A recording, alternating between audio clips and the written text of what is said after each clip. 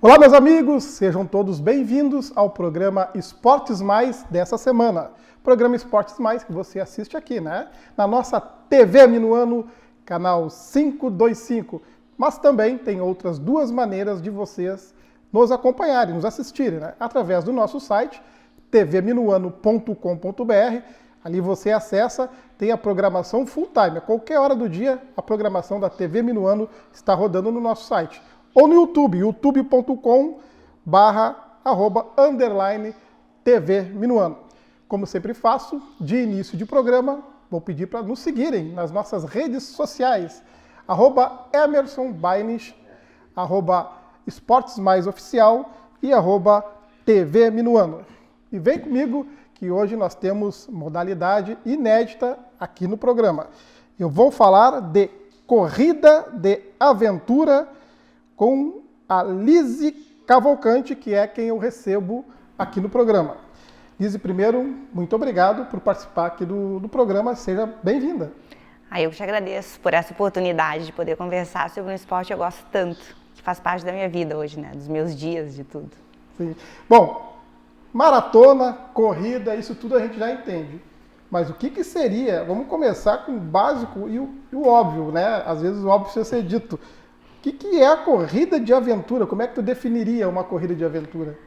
Essa corrida de aventura, que na verdade é a corrida de trilha que a gente que a gente se identifica mais, trail run, é uma corrida, é uma prova, ela é toda feita num percurso com trilha, estradão. Então ela tem essa característica, ela sai do asfalto, ela leva as pessoas a um passeio, uma aventura, literalmente uma aventura. Né? Então ela tem essa característica de ser praticamente toda praticada nesse ambiente que é diferente e surpreendente também, principalmente. É um cenário diferente do habitual que a cidade... Então tu pratica a corrida, as provas são feitas muito em morros, é isso? As provas são feitas em morros, né? Claro, tem sempre o local de largada que é um lugar com uma estrutura bacana para a gente poder largar com segurança. A prova toda, ela oferece todo o suporte, né, desde pontos de hidratação até bombeiros nos pontos mais, digamos assim, mais que a gente se arrisca um pouco mais, né? Sim. Então ali sempre tem um suporte, tem as marcações também, que é para a gente poder identificar o percurso e saber por onde ir. Mas são corridas que têm essa característica, elas são praticadas o percurso todo, independente da distância, se é uma distância curta, se é uma distância média, Sim. que vai variando de 12 a 17 quilômetros, mais 19 quilômetros por aí, é todo feito no mato. Então, assim, não é uma estrada só, ela até aparece de vez em quando para que a gente possa ter essa oportunidade de trocar de trilha, né? De trocar, sai de um morro, vai para uma outra parte no percurso, mas não é uma característica essa parte plana. A característica é realmente o sobe e desce. Terreno hostil total. Total. Sobe e desce, pedra, mato. Contato com a natureza full direto. time. O full time, inclusive com o tempo, né? Que a gente depende muito do tempo que define muito a prova. Sol. Faça chuva, faça sol, vento, tudo. E vou te falar, quem pratica esse tipo de esporte, normalmente até gosta quando está um clima diferente. Porque muda todo o cenário. Sai da zona de conforto. O que era seco fica molhado, onde não tinha barro agora tem, onde não tinha poça d'água agora tem. Então, assim, fica um pouco mais emocionante, digamos assim. Sim.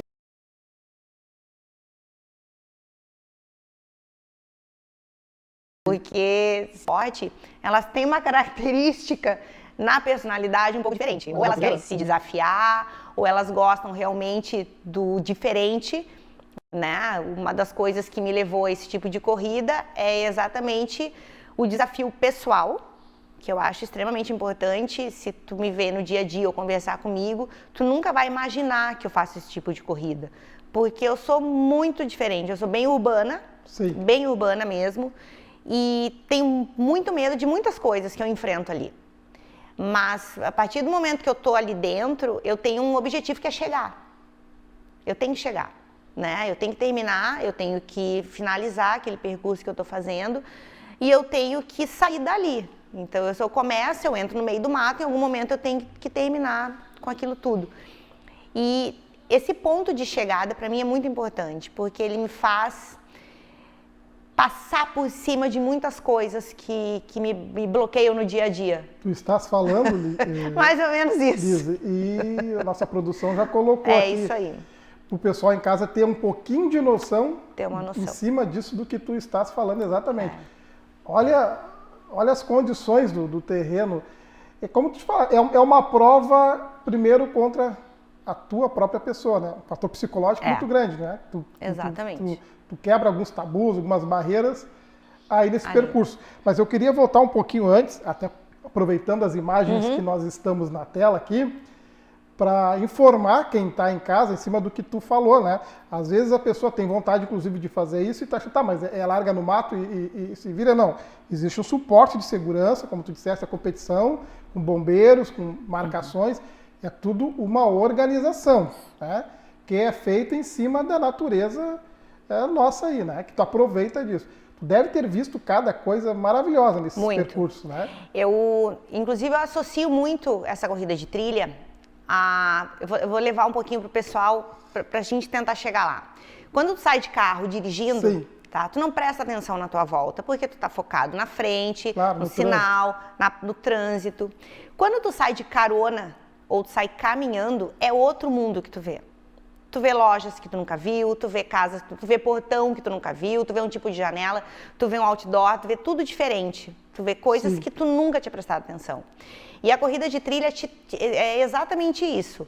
É como se eu fizesse um passeio, como se eu entrasse no mato, como se eu conhecesse aquele lugar, como se eu passasse por tudo aquilo, mas assim, de perto. Eu tô vivenciando aquilo ali. Não adianta me dizer que aqui sobe, aqui desce, eu tô ali, eu tô subindo, eu tô descendo, eu tô botando a mão, né? Eu tô realmente, isso aí é uma parte de estradão que eu te falei, que muitas vezes a gente sai do mato, acaba num estradão, corre alguns quilômetros, né? 1, 2, 3, até entrar numa nova trilha. Porque ao redor de tudo isso é só mato. Tu falaste que percorre alguns quilômetros. Como é que é feito? As provas, elas são por distâncias, características? Como é? Normalmente elas acontecem no mesmo cenário. No mesmo cenário. Tá? A empresa, ela faz o percurso, ela marca o percurso e a prova está pronta. Porém, existem as competições, né, que a gente está falando das provas, que elas são divididas por distâncias. Então, tem a distância curta, tem a distância média, a distância longa, tem a ultra. Isso é por quilômetro, né? Por quilômetro, exatamente. Tem ideia os quilômetros de cada uma? E ela tem uma média. Nem sempre vai ser igual, precisa, até porque a gente tá... Eu até mandei uns vídeos que simulam exatamente essa corrida. Nem sempre vai ser tão redondinho, mas ela vai variando, assim. A média fica entre de 5 a 10 quilômetros, a curta de 5 a 10 quilômetros. A média já vai variando de 10 a... Tem médias que entram até numa distância de 22 quilômetros, 21, por aí, Isso é uma meia maratona. E aí tem provas que tem essa distância com distância média. E tem provas que chegam a ter praticamente tem 30, uma maratona. Né? Tem muito. 40, tem 55, tem provas de 100 quilômetros, tem... Tá, e como é que é feita a avaliação da competição pelas arbitragens, as marcações? Tá. Né? Normalmente a gente se inscreve de acordo com as nossas condições, né? Condição de treino, tudo... objetivos também, se tu tá competindo e tu tem uma característica muito boa, assim, de ser uma pessoa mais rápida e tu gosta da distância curta porque ela é uma prova que acabou, vai ali e faz. Se tu já tem um pouco mais, tem outras características, tu é mais forte, mais resistente, mais persistente, bom de cabeça também, tu administra melhor uma distância longa e sabe competir ali dentro, é bacana se inscrever numa que tem um desafio maior, que vai ficar mais horas, vai ficar 4 horas, 3 horas, dependendo da distância, fazendo a prova, né? E então isso aí é de acordo com o competidor, o atleta que vai ali, ele vai fazer a distância. A marcação, ela tem em toda todo esse percurso, toda a distância que a prova te oferece. Se ela oferece 55 quilômetros, né, como uma das opções para que o atleta se inscreva e faça, ela vai ter marcação, vai ter sinalização em toda aquela área ali até fechar os 55 quilômetros, né?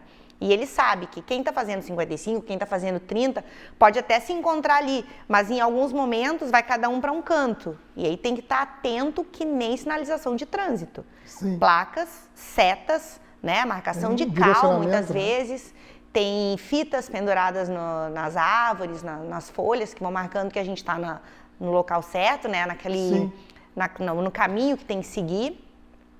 Muitas vezes a gente pode se perder, isso aí faz parte da prova, né? Essa questão toda da atenção e de estar ligado em tudo. E como é que faz quando se volta? perde? Volta? Volta. A orientação é melhor é voltar e procurar uma das marcações e ali se reorientar, né? Sim.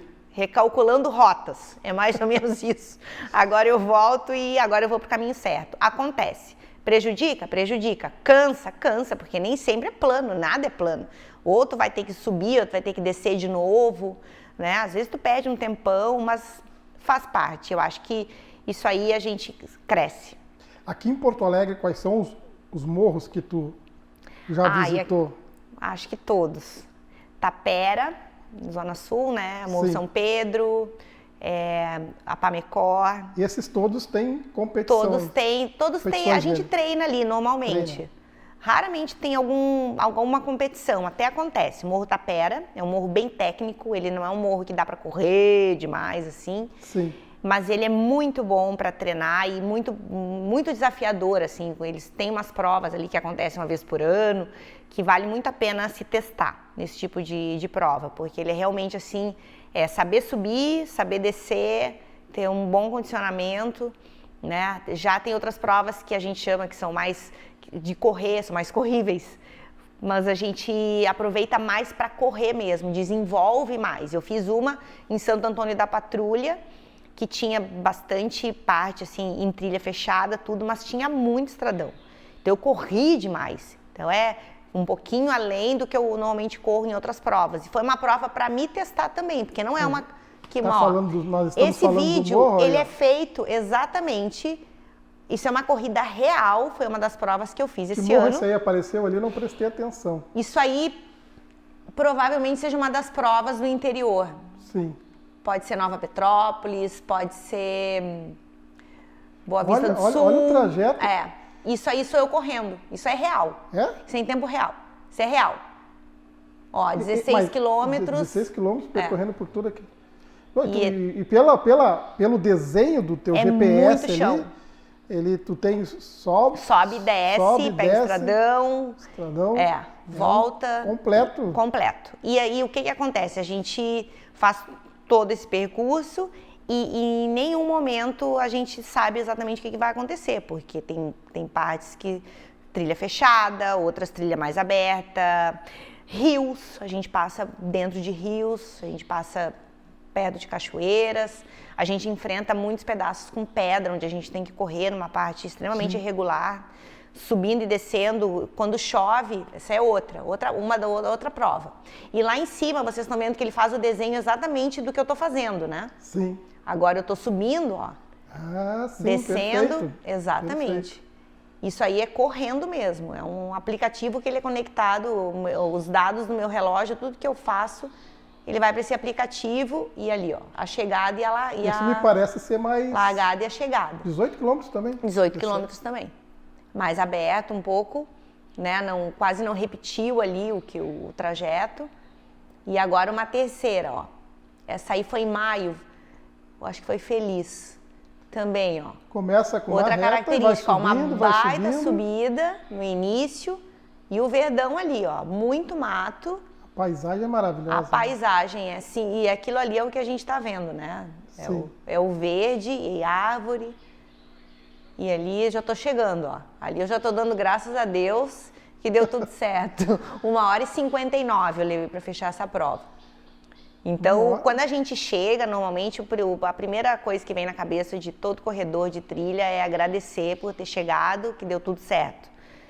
Eu, pelo menos, para mim, o mais importante, a minha maior vitória é essa, porque são muitos momentos tensos, assim. Sim, tu vive, vamos dizer assim, várias etapas da tua vida num trajeto, ali né? é um poder de decisão rápido que a gente tem que ter, não dá para ficar enrolando muito, né? Aquele poder de decisão, eu vou para lá, vou para cá, vou por cima, vou por baixo. Não dá para ficar parada, não dá para paralisar. E então, essas provas são só diurnas ou tem provas noturnas? Tem provas noturnas também. Tem provas desse tamanho de trajeto, nesse mesmo ambiente, só e noturno. Se torna mais punk, bem vamos mais. usar Tem uma provas expressão, que né? duram até 3 dias, né? 3 dias? Mas aí tem uma estrutura para isso. Provas que tem 200 quilômetros, 300, são provas que tem uma estrutura para o atleta também, tem os PCs, né, que são os pontos onde eles conseguem parar, fazer toda essa transição, se hidratar, comer, descansar. Mas são provas sobre a prova noturna porque... E tem provas que começam à noite. Eu te perguntei sobre a prova noturna porque fazendo o percurso no meio do mato, como tu estás fazendo, o contato com os animais noturnos, eles existem. Como é que tu lida com isso aí? Não te dá um certo medo? Essas noturnas eu nunca fiz. O meu máximo mesmo, mas eu posso falar um pouco, porque o máximo que eu fiz foi treinar de madrugada. Aqui a gente começa cedo para treinar. O que é cedo aqui? 6 horas da manhã. 6 horas da manhã no inverno é noite. É noite. A gente usa uma lanterna de cabeça, que a gente chama, né? Uma headline. Sim. Então a gente usa aqui, ela tem um elástico que pega na cabeça, uma lanterna que vem na testa, e a gente corre com ela. E vou te dizer que a gente tem uma visão um pouco mais à frente, assim, no início, quando a gente nunca teve essa experiência, dá um pouco de medo, porque tu pensa em tudo isso, mas lá dentro, confesso que a gente não pensa em nada, tu só vai. Aí tá o resultado do Esse, por enquanto, é meu ano de 2025. Do teu esforço, né? Assim, esse tá sendo um ano bem especial para mim. Nova Petrópolis. Foram as provas que eu fiz. Quarta colocada, distância média 18 km. Fui a quarta mulher a chegar na prova, etapa na Nova distância Petrópolis média. Também 18 km feminino, são duas provas diferentes, né? A mesma etapa. Bonito. E tem essa aí, foi em Boa Vista do Sul, eu fui a segunda mulher a chegar no geral. Sim. Na distância média também. Aí eu fui a terceira mulher a chegar. Fujam para as montanhas, legal? Essa é legal, demais. Essa aí foi em Santo Antônio da Patrulha. Maravilhosa essa prova, tava quente, foi um dia de verão, desses bem diferentes, assim, no meio do inverno. Isso eu fui a terceira a chegar, e o troféu bem interessante, né? Fujam para as montanhas, muito legal mesmo. E eles têm uma estrutura bem bonita também. Aqui no Rio Grande do Sul, qual é porque tu compete não só no Rio Grande do Sul, mas tu já saiu do Rio Grande do Sul para competir. Já. Quais são os outros estados que tu já Eu competiu? fiz, uma das provas que eu fiz, que foi um baita de um desafio para mim, foi uma prova chamada Indomit. Que ela tem, eu subi a Pedra do Baú, eu fiz a Pedra do Baú, né? Pedra do Baú é em São Paulo? São Paulo, divisa com Minas. Divisa com Minas? 35 quilômetros, eu levei 6 horas para chegar. 6 horas? Mas ali, enquanto a gente está correndo, o tempo não existe, assim, a gente não fica sentindo que são 6 horas de prova. Tu quer chegar, tu vence quilômetro a quilômetro, né? Então tu vai administrando a fome, a sede. Foi uma experiência única para mim, foi a minha maior experiência até hoje. Eu me preparei bastante para essa prova, fiz a prova super bem, terminei bem, cheguei bem exausta. Confesso que eu vivi de tudo nessa prova, tive momentos assim até de não raciocinar direito, né? Porque tu fica exausto no meio da prova. É uma prova que te leva ao limite físico e o psicológico. Né? Exatamente. Alguma vez você já parou e pensou, vou voltar? Vou desistir? Essa prova, sim. Essa? Eu estava no final, o meu relógio enlouqueceu, não estava marcando mais nada, parecia um avião, eu nunca tinha visto aquilo, foi a primeira vez, mas eu sei que é da própria configuração do relógio. Eu não sei o que aconteceu, porque foi a primeira vez que deu problema. E eu me lembro que eu perdi a noção onde é que eu estava. Eu não sei se eu já estava quase chegando, tá? Então eu já devia estar no quilômetro 24, de 35, eu estava quase chegando. Sim. E aí eu me lembro só de um rapaz falando comigo, disse, moça, por que tu não vai por aquele canto? Nesse momento, eu vi que eu estava atolada num barro. Eu estava parada ali, cansada de tirar minha perna para dar aquela passada. Já estava sem força para tirar e eu estava paradinha ali, mas vinha na linha do joelho. E quando ele falou isso, que eu olhei para ele, eu digo, verdade. Aí eu vi que eu estava meio que viajando na hora da prova. Ele me chamou para terra. Eu ia usar uma expressão que estava meio aérea ali. Ele disse, vem. E ele vem, te devolveu a alma pro corpo. Vem que tu tá correndo. E aí eu saí dali. Tu estava literalmente... Eu estava cansada, atolada, bem cansada. Foi o que falou, né? Eu tava, era realmente uma parte onde tinha um barro,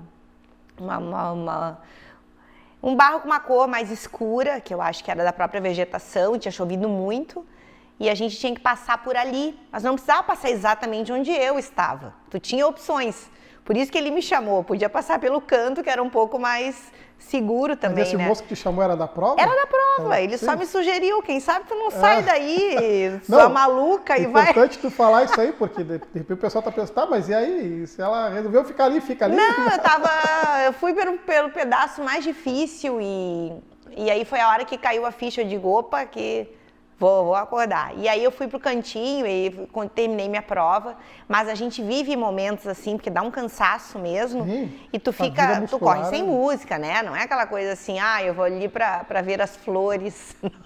O que o atleta carrega consigo no corpo? Isso é muito importante, tá? E são itens que normalmente são obrigatórios nas provas, tá? Sim. A nossa mochila de hidratação é uma mochila onde a gente consegue colocar, atrás dela tem sempre uma bagzinha onde a gente coloca água, tem um canudo que ele passa aqui pela frente, onde a gente consegue tomar água aqui pelos cantinhos. Tem vários bolsos, tá? E nesses bolsos a gente se organiza, né? Com a suplementação, com cápsula de sal para quem precisa. Sim. Bota gel, coloca doce de leite, tem gente que coloca paçoca, rapadura, né? Depende do que o corpo aceita também. Sim. Não é tudo que a gente consegue comer, não é uma coisa fácil assim, vou lanchar aqui no meio da trilha. Aí tu para, a embalagem é muito complicado, porque tu não pode jogar ali no meio do mato.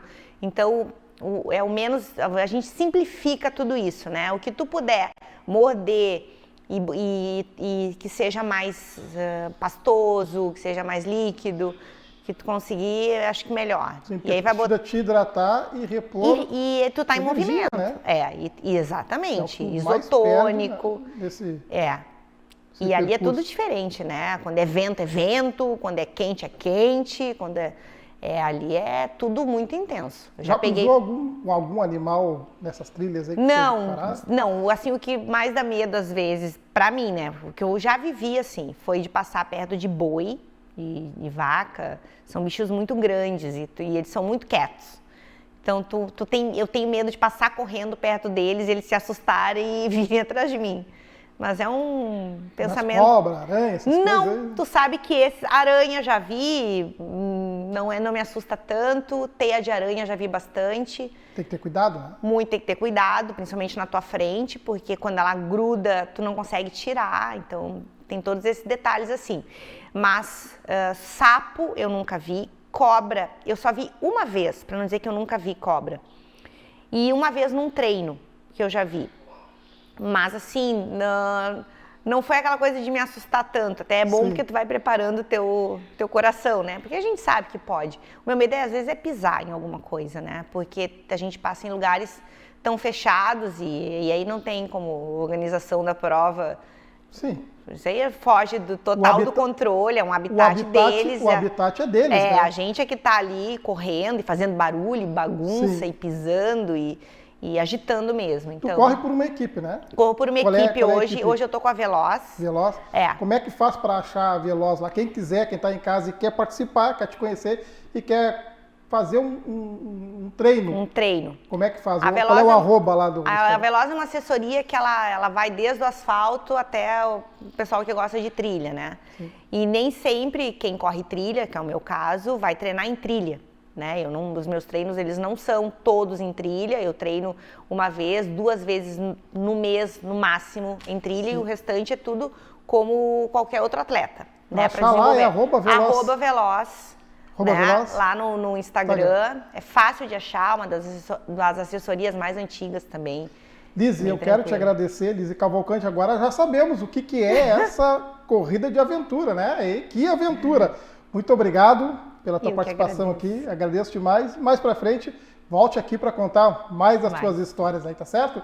Voltamos logo depois do intervalo com mais Esportes Mais. Nos aguarde.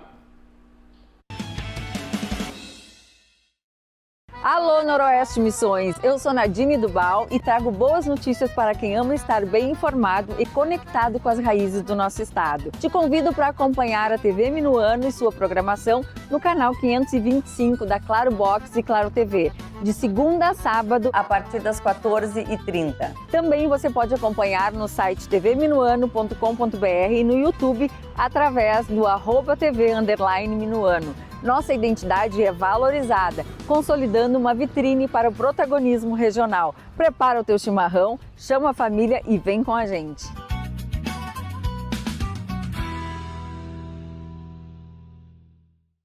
Aqui é o jornalista Flávio Fiorin e tem um convite para te fazer. De segunda a sábado, estamos no canal 525 da Claro TV com o nosso programa Fora da Área. Muita notícia, muita informação, quadros especiais, o futebol raiz que você só vê aqui na TV Minuano. De segunda a sábado, das 11h30 ao meio-dia, o programa Fora da Área. Conto com a audiência de vocês.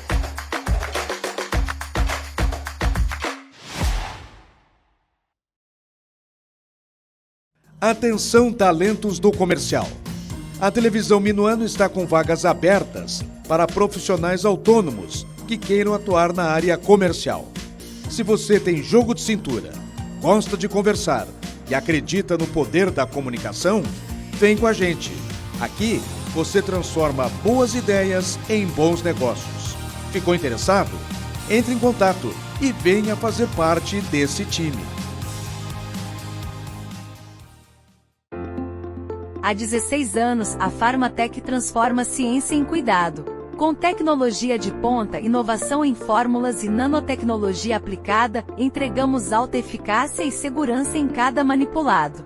Nossa produção é automatizada. Nossos testes são rigorosos e o nosso compromisso é com você. Inovação em fórmulas. Excelência que se sente na pele. Quer assistir a TV Minuano a qualquer hora e em qualquer lugar? É muito simples. Basta acessar o site da TV Minuano e pronto. Nossa programação está ao vivo, 24 horas por dia, e o acesso é gratuito. Não importa onde você está, no exterior, em qualquer país do mundo, fora do Rio Grande do Sul, em qualquer cidade do Brasil, ou ainda aqui, bem pertinho da gente. Sua conexão com a TV Minuano é do jeito que você quer. A qualquer hora, no formato que preferir, você pode assistir a TV mais gaúcha dos gaúchos.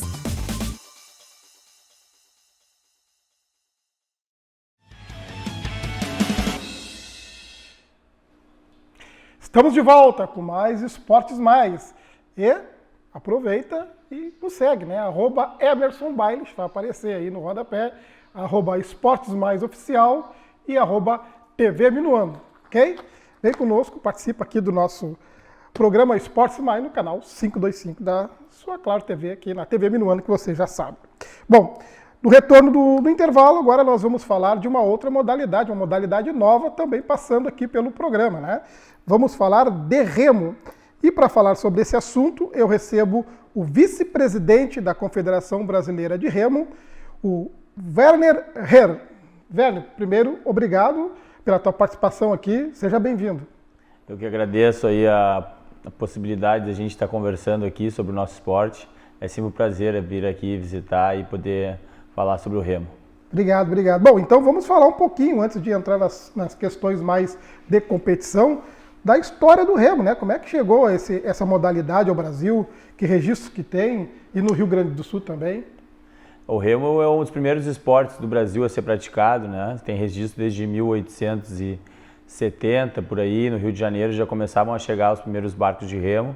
A Federação Gaúcha de Remo é desde 1894, então é a federação mais antiga do Brasil de organização esportiva. E aqui em Porto Alegre a gente tem o GPA, que é o Guaíba Porto Alegre, Sim. desde 1888. É o clube em atividade mais antigo do Brasil. O GPA? Isso. Esse é o da entrada de Porto Alegre, né? Lá na entrada de Porto Alegre, junto à ponte Getúlio Vargas. Lembrando também que os principais clubes de futebol do Rio de Janeiro, Vasco, Botafogo e Flamengo, Sim. também são oriundos do remo. Começaram com o remo, depois migraram para o esporte, para o futebol. E nós gaúchos aqui, o que nós temos de destaques do remo como atleta aqui, que tu observa agora como vice-presidente da Confederação Brasileira? Nós temos um projeto em Pelotas, que é super importante para o remo brasileiro, que é o Remar para o Futuro, onde revelam vários talentos. Agora, mês passado, acabaram de participar dos Jogos da Juventude em Brasília, colocando o Rio Grande do Sul entre os melhores estados do Brasil. E também nós temos aqui remadores, tanto no GPA quanto no Grêmio Náutico União. Temos o Lucas Kreff, que é um talento aí da modalidade do remo de praia, onde participou da Copa América no ano passado e conseguiu ser campeão numa prova e vice na outra. E no GPA nós temos a Luana e a Isadora também, que são atletas que vêm performando aí em alto rendimento há bastante tempo. Sim. E quais as modalidades e embarcações? Isso é um assunto que está me chamando muita curiosidade, a questão das embarcações do remo. Existem diferenças dentro dessas embarcações para cada competição, né? Sim, existe sim. O remo ele é basicamente duas modalidades, né, dentro do remo flat. O palamenta simples, onde os remadores remam com um remo só, Sim. e palamenta dupla, onde remam com dois remos. E agora a nova modalidade, a partir de Los Angeles, dos Jogos Olímpicos desse novo ciclo, tem o remo de praia também, que está fazendo parte desse circuito. Remo de praia? Remo de praia. Bom, palameta eu já descobri agora que é o remo, né? É o nome técnico do remo, né? Palameta. Isso mesmo. Tu falaste em remos de praia. Remo de praia é mar. Remo de praia. Como é que se trabalha isso? Mar, água doce, existe uma preparação diferente? É a mesma preparação? As próprias embarcações são diferentes? O treino, o trabalho para os dois ambientes? Ou... Isso, na verdade o remo de praia é uma nova modalidade, que, como eu falei, do remo olímpico, então ela mistura de 4 esportes em um só. Porque além de entender de remo, a pessoa tem que ter corrida, porque sai correndo da beira da praia. Ela entra no barco, sim. Faz um slalom. Então, quando é no mar, a maioria das vezes tem que saber entender um pouco de surf, para poder passar na onda também. Entender um pouco de vento, da vela também. Então, é uma mistura de vários esportes aí no remo, que se chama Beat Sprint, a modalidade que vai ter. Beat Sprint.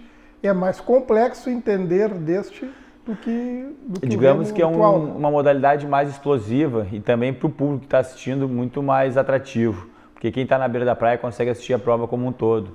O remo flat agora, que é a nomenclatura utilizada pela Federação Internacional de Remo, 2.000 metros, às vezes a gente nem enxerga a largada, enxerga só a chegada. E o Beat Sprint a gente acompanha a prova toda. Aqui em Porto Alegre a gente tem o Team Beat Sprint em Ipanema, que é o primeiro clube dessa modalidade do Brasil, que é atual campeão brasileiro também na categoria Master. E nós temos aí alguns outros clubes, principalmente no Rio de Janeiro, que desenvolvem essa modalidade também. Pois é, mas o atleta do remo de água doce, ele tende a ter alguma dificuldade quando migra para essa nova competição? Na verdade, para aprender a remar o remo de praia, ele tem que passar pelo remo flat. Isso, então essa era a minha dúvida, se existia uma etapa antes. Por que a gente tem um clube aqui na Zona Sul de Porto Alegre, justamente porque tem mais incidência de vento na Zona Sul do que aqui próximo ao Delta do Jacuí. Então, na Zona Sul de Porto Alegre, quando tem uma incidência maior de vento, é mais semelhante à prática do que a praia, sem contar que tem ali Ipanema e outras praias ali da Zona Sul que podem ser aproveitadas para essa modalidade também. Os clubes, né, esse assunto é um assunto chato de se tocar, mas infelizmente a gente tem que falar porque ele também carrega uma bandeira muito linda do remo, né? Os clubes náuticos remos, todos ribeirinhos ali, sofreram muito com essa enchente que nós tivemos, infelizmente, aqui em Porto Alegre.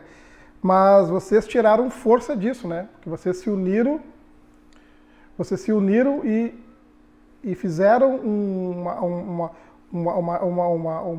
teve uma comoção entre os atletas do remo, entre a associação, e também começaram a ajudar, né? O remo também teve a sua contribuição aí na enchente. Isso, em 2024, ali, maio de 2024, quando teve a enchente, eu era atual presidente da Federação de Remo do Rio Grande do Sul na época, e a gente fez um grupo muito forte, com mais de 20 pessoas, onde a gente ficou 22 dias fazendo resgates aí pela Porto Alegre inteira, principalmente mais na Zona Norte, próximo à Arena do Grêmio, e nas ilhas também. Tá falando aí, Werner, está se falando e nossa produção já colocou. Eu fiz questão de enfatizar isso aí até para parabenizar a turma do Remo, no teu nome, no nome do vice-presidente da Confederação Brasileira de Remo, por esse apoio aí que vocês deram, que certamente muita coisa boa vocês conseguiram proporcionar ali, né? Resgatar animais, pessoas, né? Temos as imagens aí catastróficas isso tudo na Zona Norte, né? Perto da Arena do Grêmio, bem como tu falaste aí, né? Isso é lá na próxima Arena do Grêmio, bairro Maitá, Navegantes, ali, Vila Farrapos, são os lugares onde a gente fez mais resgate, mas tinha uma parte da nossa equipe também que estava localizada no gasômetro, fazendo os resgates das ilhas e Eldorado do Sul. Que coisa triste, olha a altura da água que tem. Bom, águas passadas, né? Esperamos que não precisar, que a gente não utilize mais a estrutura do remo para esse fim aqui. Tu falou, Werner, sobre as questões do vento e da água do Guaíba. Existe então uma posição geográfica melhor para tu estudar e fazer, não é velejar, é remar. O termo certo é esse. Remar, né? Aqui no nosso lago, ou rio, ainda tem essa discussão, porque a gente não sabe o que é o Guaíba. Quanto mais para lá, para Itapuã, é melhor para utilizar o remo? Para o remo de praia, sim. Próximo ao Delta do Jacuí, já o remo flat tem mais facilidade de ser remado perto do Delta do Jacuí. Eu que sou oriundo de um projeto social, comecei a remar porque eu era morador das ilhas. Sim. Então conheço muito bem aquela região do Delta do Jacuí, onde a gente pratica e acaba treinando quase que diariamente. Olha, aqui tem mais uns ilustras aqui, eu não sei se Essa é uma dupla que foi campeã pan-americana agora no Paraguai, na categoria júnior, onde o Brasil voltou com 10 medalhas dessa competição, um resultado muito melhor do que na última competição que teve, elevando o nosso esporte como o terceiro esporte que mais trouxe medalhas para o Comitê Olímpico Brasileiro. Sim. Bom, aí é uma dupla, né? Isso, esse é o duplo esquife. Tá. Mas existem embarcações com mais atletas dentro. No remo flat, o maior é o 8. 8, exatamente. E aí eu queria que tu me explicasse como é que... Porque tem alguém lá na frente... Timoneiro. O timoneiro, exatamente. Dirigindo o barco, né?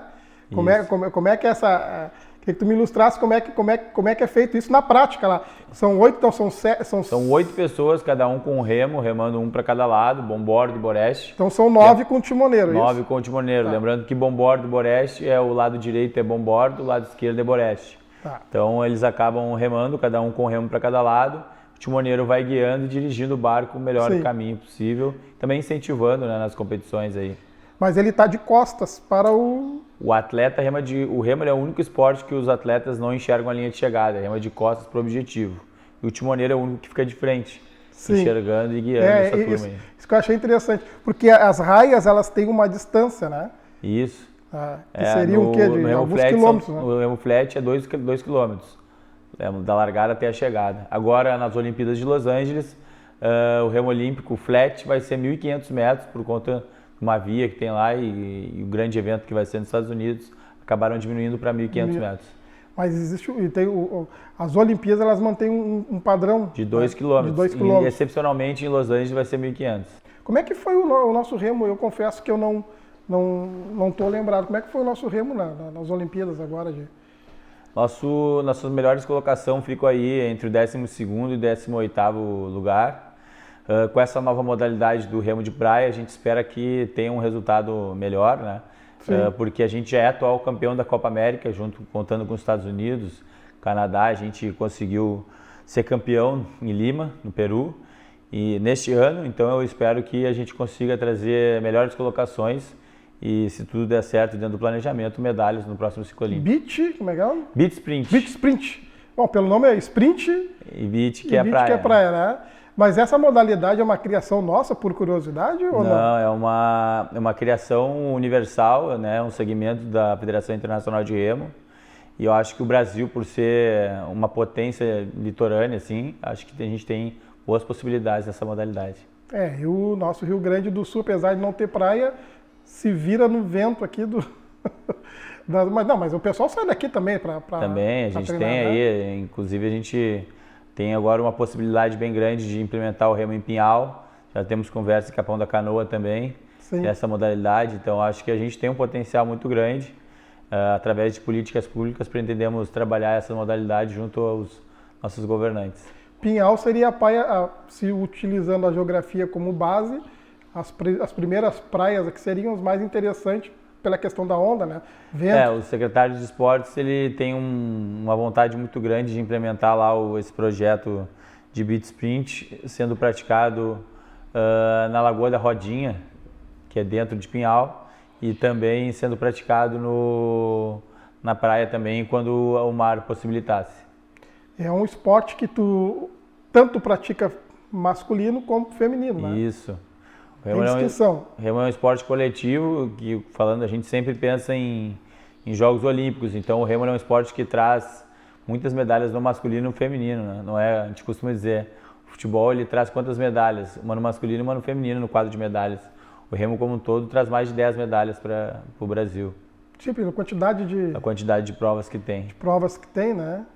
Mas tem aproximadamente 14 medalhas. 14 medalhas. 7 masculino e 7 feminino. Quais são essas provas que elenca para nós, por gentileza? O single skiff, o double skiff, o four skiff, o 8. Essas 4 provas tem masculino e feminino. E no beach sprint a gente tem o individual e o duplo misto. O individual masculino, o individual feminino e o duplo misto. Nessa competição que tem 8 para cada lado, tem um timoneiro para guiar. Mas o cara no single que ele rema sozinho, como é que ele consegue, trabalhando de costas, se orientar aí? O single skiff é um barco individual. Certamente tem uma técnica isso, né? Eu estou perguntando porque eu sei que tem uma técnica. Como tem 2 remos é um pouco mais fácil, né? Lembrando que os barcos que têm um remo só é mais difícil. Eu diria que o barco mais difícil de se remar e de se manter uma reta, já que tu perguntou, é o 200 timoneiro. Porque o 200 timoneiro são 2 pessoas, cada uma remando para um lado. E o barco, é aquela foto que nós vimos ali? O barco tem que andar em linha reta, não, é uma outra, aquela ali é cada um com 2. Sim. E aí, o remador que vai na frente, que é o voga, que a gente chama, ele, no pé dele tem tipo um leme que ele vai dirigindo o barco também. Olha, que legal, cara. Isso. Que legal, poxa, essas são as curiosidades do remo. Uma curiosidade eu tenho também para saber sobre a arbitragem, né, que na verdade é um assunto que tu domina, certamente, mas que a sua esposa também, também domina muito, né? Como é que é feita essas avaliações, o que eles levam em consideração,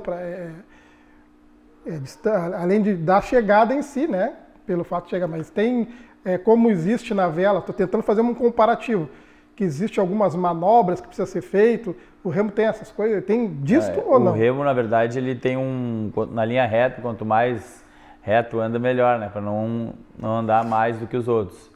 Então é feito normalmente um balizamento albano, onde o árbitro fica orientando os atletas para não ter acidente, para não ter nenhum imprevisto nas provas. E é claro, a equipe de arbitragem é muito grande, né? Eu participei no Rio 2016 como NTO, junto com os árbitros do remo, a minha esposa também. E a chefe de arbitragem do Rio Grande do Sul, Ana Lúcia Kist, também é nossa gaúcha aqui. A equipe de arbitragem do Rio Grande do Sul é uma equipe muito boa. Não é à toa que esse ano nós vamos ter 3 competições nacionais aqui em Porto Alegre. E o ano que vem vamos ter o Campeonato Sul-Americano de Júnior e Sub-23 na raia da Ilha do Pavão, lá no Grêmio Náutico União. Ah, no Grêmio? No Grêmio Náutico União. Sim, ali é muito lindo. Então tu tens os balizadores, que são, acho que boias, posso dizer? Isso, são boias. Né? E que o remador tem que passar por ela, criar aquele trajeto e chegar. Ele passa entre as boias, na verdade, como eu falei, né? Ele vai em linha reta. Já é ao contrário do beach sprint, porque o beach sprint ele tem que fazer um slalom, tem que passar do lado certo. Slalom é aquelas... Isso, na praia. Desenho, então, né? Se o atleta ele não completa o trajeto corretamente, ele tem uma penalidade de tempo a cada boia que ele erra. Então, no beach sprint já tem uma percepção muito diferente em relação à arbitragem, porque tem que ficar atento para saber se o atleta está passando do lado certo da boia ou não. Mas a questão do mar, ela tem a questão das ondas. Isso. Muito provavelmente vocês trabalham numa condição já pré-estudada como ideal. Né? Não vão, me corrija se eu estiver errado, é diferente de um surfista que precisa ter ondas grandes. Isso. Por exemplo, o Campeonato Brasileiro ano passado foi na praia de Jurerê, Sim. Em Santa Catarina, e esse ano vai ser na Curva da Jurema, lá no Espírito Santo, que tem uma praia um pouco mais flat, que tem pouca onda, não tem muita incidência de vento, então para facilitar esse trajeto aí do beach sprint, então é aconselhável uma praia com menos ondas, mas a gente tem competição, Príncipe Charles, por exemplo, que é uma competição que tem em Mônaco, onde tem ondas muito grandes em alto mar, também acontece a competição de remo de praia nesse lugar. Então depende muito da condição que o país oferece. Esse ano o Campeonato Mundial é na Turquia, em Antalya. Pois ia te perguntar sobre as competições que temos. O Campeonato Mundial na Turquia vai ser um campeonato muito interessante, porque lá tem muitas pedras na orla, não sei, eles estão tentando viabilizar uma condição de areia para os atletas poderem correr também. Então, cada ano tem um desafio diferente e também a Federação Internacional leva em consideração a questão de turismo, de também popularização do esporte no país. Então, por isso que esse ano vai ser na Turquia. O ano passado foi em Barletta, na Itália. Então, cada ano troca de um lugar para o outro. Quando tu fala em correr, só para tentar fazer uma figura, a embarcação, esse é o nome correto, né? Eu aprendo muito contigo, cara. Isso, tu vê que a embarcação. Ela fica aposta na beira, né? Isso, ela fica na beira da praia, junto com logo após a primeira arrebentação, onde ela é segurada por duas pessoas, que eles chamam de handlers. Sim. Os handlers seguram o bote e o atleta ele sai de um pórtico, como se fosse aquelas competições de águas abertas que tem que nadar. Isso. Ele sai de um pórtico, corre 50 metros, entra no barco, corre, faz o slalom, volta, crava o barco na areia, sai do barco correndo e passa pelo pórtico de novo. É um biatlon, vamos dizer assim? Tipo um duatlon. E normalmente embaixo desse pórtico tem um botão, uma buzina que ele aperta o botão e é determinado o tempo. Determinado tempo de... Então é uma prova muito dinâmica. Como eu falei, a gente aqui em Porto Alegre tem esse clube que vem utilizando a orla do Guaíba aí. E eu acho que a gente tem que cada vez mais demonstrar o esporte em Porto Alegre, porque a gente vive numa cidade que se chama Porto Alegre, então sempre teve água, né? E a gente fica muito feliz de praticar esse esporte, ao mesmo tempo mostrar para os nossos cidadãos de Porto Alegre que é possível conviver com o Guaíba, né? Logo após a enchente. Ele é amigo, não inimigo, né? Isso, essa é uma grande batalha que a gente está sempre lutando aí para que o esporte não seja um vilão e seja, assim, uma forma de frequentar o Guaíba. Essa característica de correr, fazer esse trajeto é só no beach, né? No remo de flat, água doce. Não, remo flat, que é ele o larga, flat. parado, e aí o árbitro dá largada, larga todos juntos, são 6 por raia, quem chegar em primeiro ganha. E na água salgada, se acontece de virar a embarcação, perde ponto? Se virar a embarcação, é que como é mano a mano, um contra o outro, se ele perder para o adversário, ele está fora. Se ele conseguir entrar no barco, subir de novo e continuar remando... Segue, não tem penalização. Não, só é... Estou fazendo perguntas bem técnicas, estou me pondo na visão de quem está lá remando. A gente está aqui para conversar e para explicar. Para saber o que acontece. E principalmente para os clubes, para as pessoas que estão nos assistindo, é importante ter essa diferenciação assim, do remo flat para o remo de praia e também para quem quiser praticar, né? A gente aqui em Porto Alegre tem o Grêmio Náutico União, tem o GPA, que oferecem remo lá próximo à Zona Norte, o Grêmio Náutico União mais central. Na Zona Sul nós temos a ABB e temos também o Beach Sprint em Ipanema, então tem alguns lugares onde você pode conhecer. É o que mais tem, né? Isso. Remo adaptado, meu querido vice-presidente Werner. Também trabalhamos com isso, né? Como é que se manuseia isso? Como falei anteriormente, né? Eu sou vice-presidente da confederação, mas eu era presidente da federação.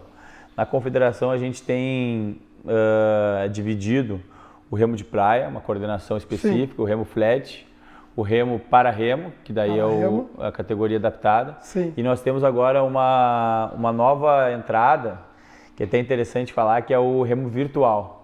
Remo virtual. Por que é remo virtual? O simulador de remo, o remo ergômetro agora, está em estudos pelo Comitê Olímpico Internacional para ser uma atração esportiva nas Olimpíadas de 2027. Que vai ter uma Olimpíada específica sobre jogos virtuais. Então o remo ele vai ter uma mistura entre a máquina simuladora de remo junto com a gamificação.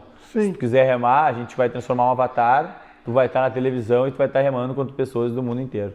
Olha que legal. Então tem essas 4 modalidades. E o remo para remo, né? O remo adaptado que tinha falado também é muito forte. A gente tem medalhistas olímpicos na modalidade no Brasil. Aqui no Rio Grande do Sul nós temos o Igor, que é um atleta do Grêmio Náutico União, que campeão sul-americano já também, que faz um bom trabalho. E a gente tem outros clubes que estão fazendo capacitações e buscando atrás desses atletas aí, né? Que é uma população que necessita de esporte. Claro. E a gente está aqui para ajudar e também para formar mais atletas e cidadãos de Porto Alegre. E independente da deficiência do atleta, é possível remar. O remo adaptado ele é dividido em alguns segmentos. Os atletas que conseguem remar só de braço, que é aqueles que não têm nenhum movimento perfeito. da coluna nem das pernas. Os atletas que já têm um pouco de movimento da perna e conseguem usar mais o tronco. E tem os atletas que conseguem usar as pernas daí. Na Olimpíada a gente tem também no 4 com, que são 4 pessoas, onde são 2 mulheres, 2 homens, um deles às vezes é deficiente visual, que daí usa aquele óculos, né? Isso. Então a gente tem diversas modalidades aí que podem ser praticadas no remo adaptado. E certamente já tem competição. Sim, nós temos agora, inclusive semana que vem estou indo para o Rio de Janeiro, onde vai ter o Campeonato Brasileiro de Barcos Longos, diversas modalidades, desde o júnior, 16 anos, até para desporto e também atleta sênior também. Poxa, que beleza. E a gente tem como é que se... Para atleta, para né? Para remo. Né? Para remo. Isso. Já em destaque aqui no Rio Grande do Sul. Já temos atletas em destaque no Rio Grande do Sul. E também fica aqui o convite para quem está nos assistindo, se tiver algum atleta de paradesporto que esteja procurando uma nova modalidade. O remo eu acho que é uma ferramenta muito importante e também as portas dos clubes estão abertas para esse tipo de atleta. Como é que eles, tanto o paradesportista quanto o desportista que queira praticar remo aqui no Rio Grande do Sul, quem eles procuram? A Federação Gaúcha de Remo? Eu diria que a Federação Gaúcha de Remo, né, pode entrar, é Remosul, né? Remosul. Remosul, pode seguir lá nas redes sociais, Instagram e também site. Mas nós temos 3 clubes que eu falei que são abertos à escolinha de remo em Porto Alegre, que é o Grêmio Náutico União, o GPA, Guaíba Porto Alegre. Sim. E na Zona Sul nós temos na ABB e no Beat Sprint, que é lá em Ipanema. O Vasco da Gama, aquele clube ainda existe aqui na entrada? O Vasco da Gama existe, sim. Eu não sei como é que está a escolinha deles lá, por isso que eu não divulguei. Mas existe ainda o Vasco da Gama, o Almirante Barroso. Que não tem nada a ver com o clube. Não tem nada a ver. O Vasco daqui é. Sim. A maioria dos clubes aí náuticos espalhados pelo Brasil tem Vasco da Gama. Santos tem Vasco da Gama, então tem em tudo que é lugar do Brasil. Rio de Janeiro tem o Vasco da Gama lá também, mas tem espalhado o Vasco em outras cidades também que tem a litorânea pela colonização portuguesa, digamos assim. Sim. E depois, pós-enchente, conseguiram se equilibrar e seguir com as suas atividades. Digamos que é uma batalha muito grande, né? A gente teve em julho esse ano também teve de novo enchente. Então não foi tão grande como a do ano passado, mas teve igual, onde a gente teria um campeonato aqui no Rio Grande do Sul bem nessa data, foi transferido agora para novembro. Então a gente vem se reinventando para acabar superando essa enchente e também ajudando os clubes. A gente tem um projeto da Lei de Incentivo que se chama Salve o Remo do Rio Grande. Então, para quem tem interesse em fazer parte desse projeto e ajudar, entre em contato com a Federação de Remo do Rio Grande do Sul, que é justamente para ajudar esses clubes que foram afetados da enchente. Werner, mais uma vez, muito obrigado pela tua presença. Temos que acabar. Obrigadíssimo pela tua participação aqui. Pessoal que está em casa, obrigado pela participação, pela audiência, né? E até semana que vem com mais Esportes Mais.